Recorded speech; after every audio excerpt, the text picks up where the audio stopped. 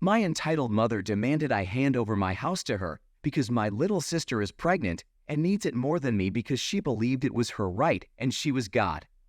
I am a 31-year-old male and have a 28-year-old sister who has honestly been the golden child to my mother, but not my father, for as long as I can remember. My parents divorced when I was a teenager because my mother cheated with an old high school ex-boyfriend and has always been controlling, manipulative, and narcissistic. And sadly, my sister was like her little mini-me. Our mother also seemed to believe she had total authority over me whenever she snapped her fingers. She'd snap them and order me around like a dog. It was demeaning. My sister always backed her up too, so, no surprise, I went to live with my dad full-time after our parents split while my sister stayed with mom. The two of them were very alike, and both pretty much stopped speaking with my father unless it was about money. However, I'm more like my dad. My father was very business-oriented and started teaching me how to do his work as soon as I was 16. I got pretty good at it, and after 12 years of working for my father, I was made a partner in his company. Things were great, but then, about 8 months ago, tragedy struck. My father had become somewhat immunocompromised due to being a heavy smoker for much of his life and died at only 60 years old after he caught C-19. I met my mother and sister for the first time in years after we had a socially distanced funeral for my father over a video call. My father was cremated at his request and buried in a local cemetery, so there was no body or casket.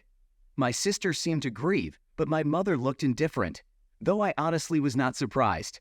The last time she saw my father, she screamed at him that he owed her more money and then threatened to sue him, to which he just laughed at her. He paid alimony and child support as long as he was legally mandated to, and no more than that. And he even put $30,000 toward my sister's college fund.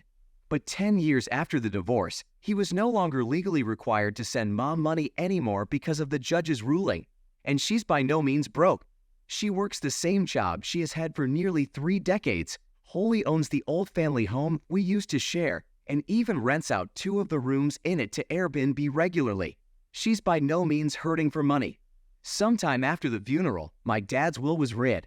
Apparently, he figured that if his heavy smoking didn't eventually do him in, something else would, and even joked about it in a pre-recorded video. I pretty much willed nearly all of his assets, from most of his money to his business and home. He left my sister a car, a 2015 Nissan Altima, and about $10,000 in cash. My mother only got $1,000, and a few other items that she'd been claiming were rightfully hers since the divorce. Beyond that, I got the rest, and my girlfriend now lives with me in the house my father passed down to me. My sister went from finishing 2 years of community college to living off her boyfriend and only working part-time online for several years. During that time, she got pregnant but suffered a traumatic miscarriage. I wasn't aware till after the funeral because we were practically no contact, and no one else told me. When lockdown hit, her boyfriend's job started downsizing little by little, and eventually, he was only able to stay on part-time, which hampered her and his finances to the point he was finally telling her she needed to look for better employment as well since he was trying to find a second job. And then she got pregnant. She claims she and her boyfriend were careful but calls it her miracle baby. One evening, I got an unexpected knock at my door, and when I answered, I was unpleasantly greeted by both my mother and sister. They both walked right in without even asking and made themselves comfortable in my living room. My girlfriend and I shared a look of confusion, and I asked why they'd come by. My sister was giggling and looking all over, opening doors and seemingly giving herself a tour of my home. My mother had just plopped herself down on my sofa and snapped her fingers while demanding cold bottled water. My girlfriend got the water for her, and I asked what they were here for. My sister seemed all giddy and just ignored me to continue snooping around my home. And before long, I heard her yell down the hall. Mommy, it's perfect. Yes, she still calls her mommy. My mother finally spoke up and said, "Well, I think it's time to do your brotherly duty." To which I was like, what? My mother then proceeded to say, "Now that your father has passed, this house should have gone to me since I was his only spouse. But you can still fix this. You make plenty of money and could just buy a new house. Your sister needs this one so much more since she's the one with a baby on the way. But if you're so determined to stay, You could just keep to one room and cover all of the bills until you decide to move out. My girlfriend and I read enough Reddit to know exactly where this is going and how it'd play out if I let it go on. So I guess you could say we were mentally prepared. I took a deep breath and stated aloud, "That's not fucking happening. You don't order me around, especially not in my own goddamn home. Yes, I make plenty of money, but like Dad, I'm gonna save it for when I really need it. Not that you care." My mother started snapping her fingers at me like she used to and loudly stated, Stop! I am your mother, and you will do as I say because I brought you into this world, and I'm the one in charge here. And as far as you're concerned, I am God. That means when I say jump, you say how high. This house is rightfully mine, and your sister will live here. Consider this your formal eviction. But since I'm gracious, I'll give you 2 weeks to pack your bags and transfer the deed to me. In the back of my mind, I'm thinking, this can't be real. But then I just grabbed my cell phone and started dialing. My mother quickly stood up and yelled, What are you doing? and I retorted, I'm doing what I should have done as soon as this shit started. I'm calling the cops to get you out of my fucking house. She started swiping at me and knocked my phone out of my hands. Then she proceeded to try and stomp on it, but I was quick enough to snatch it up before she could. That's fucking it. If you don't leave, I will force you out myself. My mother proceeded to slap me across the face, and I returned the favor twice as hard backhanded. So much so that I ended up knocking her back down onto the couch. She held her hand over her reddening and smeared makeup face in total shock, and then yelled, How dare you! I went back to dial my phone and said that if she didn't leave, I would have the police come and remove her by force. My sister came barreling in between us, holding her arms out and saying that I should just do the right thing for once in my life and be a good big brother. I snapped and said, Oh really? I'm the bad sibling. Last I checked, I was the one who's had to work for a living since I was a teenager. I had to do all the chores in the house while you just sat on your ass playing video games or talking with your friends all day. And you used to steal my hard-earned money just to go out shopping after you spent all of your allowance. You're a complete mooch and thief, so I don't owe you shit. Now both of you get out before I decide to dial this last number. My sister started to tear up, crying like a baby, and said, Mommy, make him stop. My mother began hugging her and kissing her cheeks while giving me a death glare. Then she seemed to think she'd gotten smart and said, You know, if you do call the police, I can just tell them that you hit me. And who knows, I could maybe say to everyone you wanted to do a lot worse to a poor pregnant girl in need. I don't think that'd be a very good thing for your... I cut her off with a raised hand and said, Just stop. If you haven't noticed, my girlfriend over there has had her phone out recording almost this whole time. And that means we have recorded evidence of you assaulting me first and openly stating you'd lied to police. I don't think that'd be so good for your reputation at your job or your little Airbnb. If looks could kill, my mother would have blown me up like a tactical nuke. But she quickly deflated and dragged my crying sister out by the arm. My sister was somehow acting like a complete toddler and broke loose of our mother's grip to sit down on my porch step and have a tantrum. I just gave my mother a look and said, Do you see now? This is the result of the spoiled way you raised her. She glared at me again, and then I was treated to a show of my mother trying to drag my sister off of my porch steps. But she latched onto the porch handrails and kept saying, You promised me. Over and over again. I let out a cackle and told them both from the door to never return. My mother flipped me the bird and then went back to trying to drag my sister off the porch. It took a few minutes, but she finally got my sister to get up and leave with her by saying, I am a cruel, heartless bastard who will go to hell for this. I laughed some more and said that there's also a special place in hell for liars and narcissists who try to manipulate others to get their way. My mother clenched her fists and was about to say more when I just held up my smartphone again with it recording and said, The clock is ticking, Mom. Get off my property. My mother then walked my sister to the car, gave me one last snooty look, and drove off. I thought that was the end of it. But letting things go was never something my mother would do. After a few days, I started getting messages from people I know and some relatives online. A lot of them were furious with me, but others just had questions about what was going on. I tried to check my Facebook, but couldn't see anything they were saying because my sister and mother blocked me on their social media. But my girlfriend could still see everything because they kept their profiles set to open.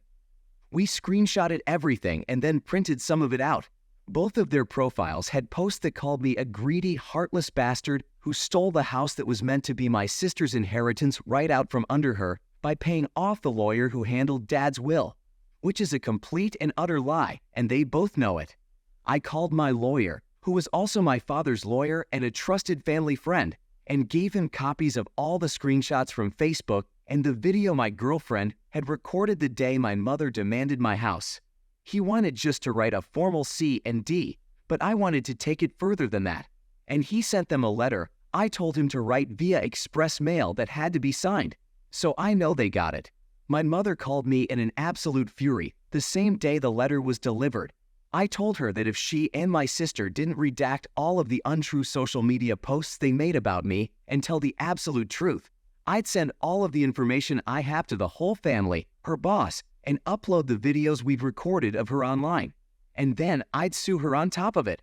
She called me unreasonable and just did what she did for my sister's sake, and then went into a full-blown lecture reiterating her belief that my sister still needs my house more than me. I bluntly stated I didn't care what she thought, and if she didn't redact everything and tell the truth, I'd ensure her career would be over. She begrudgingly said, Fine, you win. Have it your way and keep the fucking house. Before hanging up the phone, that very evening, all of the lying posts disappeared from both their profiles. I was unblocked, and my mother gave me and everyone else a half-assed apology, claiming she jumped the gun with everything she said. She thought my sister needed my house more than me because she was broke and pregnant. But the house was rightfully mine, according to my father's will, and she knew that even before my father passed away. So she had no right to try and claim it as for my sister. She also apologized, but more or less just parroted everything our mother said, while claiming she just went along with her ideas. And then she blamed what she did all on our mother and her pregnancy hormones. The replies poured in on my mother's and sister's profiles for some time. Many were furious with them for trying to take my house. I got a lot of messages of sorries and my bads from those who'd previously believed her. But all it did was show me who was more on her side, since they believed her nonsense so quickly. They were mostly people from her side of the family anyway. No one on my father's side believed her at all, and openly said so. My sister and her boyfriend moved in with our mother to save money, but she put them in the basement to keep her Airbnb running. And my sister started crying on social media that she couldn't live upstairs. And I'm pretty sure the two of them were fighting with each other because all my sister did after that was complain online, and my mother barely posted anything on her social media anymore because of the previous stunt she tried. A clever and cunning mother, she was treated the way she deserved. I would appreciate the girlfriend of OP, who was filming them the whole time, which helped them bring up a twist in the story. If that hadn't happened, the two greedy women were going to play the women's card and gain sympathy from everyone. And this might have ended OP homeless. But the powerful communication of OP and his girlfriend, combined with their smartness, saved the day and their whole life. The story is still continued. I'll disclose what happened next in our next video. Till then, stay tuned and check out this next story. Ex-wife is trying to force me to raise her child. Ex-wife is 35 years old and I am 34 years old. We're together for 10 years and married for 5. When we were 25 after having our second child, ex and Mill convinced me to get a vasectomy. I didn't want to get snipped, but ex-wife was having a hard time with birth control and was convinced we were done having kids. Mill got heavily involved and convinced me to just do it and save sperm at a bank in case we want another one in the future. I got sniped, and 5 years later, my ex cheated on me and got pregnant. I decided to divorce her and lost the house that I brought into the marriage. My grandmother left me the house when she passed away. I was 18 then. I'm going to address the reason I lost the house here. First things first, we did not have a prenup. I didn't live in the house until we got married. It was our marital home. For 2 years during our divorce, she fought for the house. My home was my wife's home for 10 years. During those 10 years, I made numerous renovations for her, not for myself. We had an addition built onto the house for her crafts room. The kitchen was done 2 times, and the living room and a walk-in closet were built for her. Due to the amount of money I spent on the renovations, she claimed that she wanted the house because I built and in the house for her. When all was said and done, I was more than likely going to have to sell the house and split the money with her. All she was asking for was the home. We decided in the end that she could have the home and pay for her attorney's fees, and I would keep everything else. I got to keep our project car and most of the assets, savings, and possessions we wanted to split. I wanted the house and my kids to have a roof over their heads and not get moved around until she found somewhere suitable. The guy my wife cheated with refused to be in the child's life and decided to stay with his wife. So that left the child fatherless, and X decided to give the child my last name. Due to the laws in our state, I'm the child's father regardless of DNA because he was conceived during our marriage. Even with the DNA test, X tells everyone I'm a piece of shit and the child is mine, and I refuse to be in his life. Everyone around me constantly tells me I must man up and care for the child. When we went to court for custody, I was told I could have custody of all 3 children or no custody at all. The judge was a total freak and didn't care what the situation was, just that I had a legal duty to be that child's father. I took custody as I had no other option left. After a few years of co-parenting, aside from all the extra child support she's getting from me, things have been great between X and I. I finally got my life back on track and met someone. We're currently engaged and happy. Ex-wife isn't happy about me being happy, so now she's trying to force custody of me. She constantly says I should take her son with our other children on the weekends and demands that I make him a part of my life. My ex even went to make a Facebook post blasting me about how I've never done anything for our son. She's even telling our children that I neglect their brother and hate him. My fiancé says I should let it go and take on the responsibility because it's not fair he doesn't have a dad, but my other kids do. She says we can handle it and I should try it out because I'm paying support for him anyway. I just said no and have been avoiding the subject. I've been upset and I'm starting to feel like no one is on my side about this. I don't want anything to do with the child. I thought my fiancé understood, but she didn't. She just says I'm wrong and bitter about the situation and should give it a chance. Because of all the hatred I'm getting from around me, I am even ready to be a good father figure to my ex's son. All I ask is that she goes after Biodad for support, removes me from the birth certificate, and stops telling people I'm the father. It's not a lot to ask for. I'm asking for her to own up to her mistakes, and we can move forward. I'm upset I lost my house, yes, but currently, that house has a roof over my son's and daughter's heads, so I'm not mad about that. As for my fiancé, she did nothing wrong. I just upset myself listening to her reasoning. She is a loving, caring woman with a big heart and currently sees 2 humans being hurt. Hopefully, down the line, I'll be able to afford an attorney who can handle getting this done, or my ex step up and do the right thing. So guys, what do you think about the OP? No matter what his ex-wife had done with him, and what his current fiancé is trying to do with him by almost forcing him to do something he doesn't want to, still, he is trying to keep up his nerves and be a good father figure. It really stabbed my mind where he said his ex-wife is posting against him that he didn't do anything about our son. Disgusting. I hope the OP soon gets relief from the situation and gets a chance to move on with someone who really understands him.